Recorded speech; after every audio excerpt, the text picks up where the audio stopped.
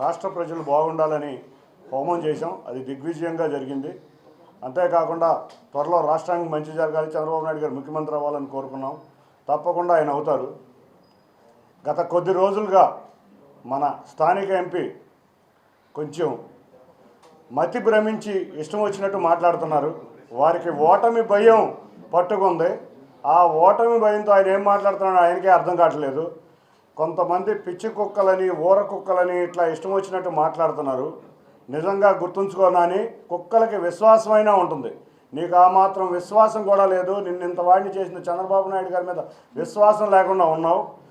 వాటికి ఉన్న విశ్వాసత కూడా నీ దగ్గర లేదు.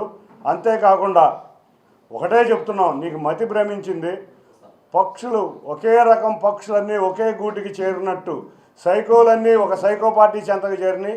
కాబట్టి మీరందరూ ఏమి చేసినా రాష్ట్ర ప్రజలు వాళ్ళ చంద్రబాబు నాయుడు గారిని ముఖ్యమంత్రిని చేయాలని ఎంతో ఆతృతతో ఎదురు చూస్తున్నారు. తప్పకుండా రాష్ట్ర ప్రజలు చంద్రబాబు నాయుడు గారిని 175 నియోజకవర్గాల్లో 165 నియోజకవర్గాల్లో పైగా ఉమ్మడి తెలుగుదేశం జనసేన అభ్యర్థులు గెలవబోతున్నారు. అంతేకాకుండా ఆశ్చర్యకరమైన రీతిలో పులివెందుల్లో కూడా జగన్ ఓడిపోబోతున్నారు. మీరు గుర్తుంచుకోండి, ఇవాళ ప్రజలకే కాదు ఆ పార్టీలో ఉన్న వ్యక్తులకు కూడా అర్థమైపోయింది వైసీపీ ఓడిపోతుందని.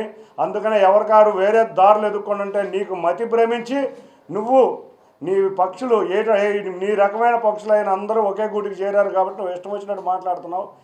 నువ్వు గుర్తుంచుకో, నువ్వు 3 లక్షలతో ఓడిపోతున్నావు. అందరికన్నా నీకే ముందు తెలుసు. నువ్వు అనుకున్నది నీ ద్వారా మళ్ళీ నువ్వు ఎదురుగా ఇది చేయటం నీకు అలవాటు.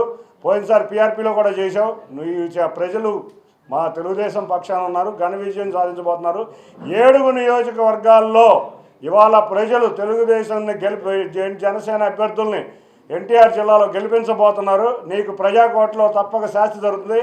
ఇక జీవితంలో ప్రజా జీవితంలో నువ్వు మిగలవని గట్టిగా హెచ్చరిస్తున్నాను. Thank you.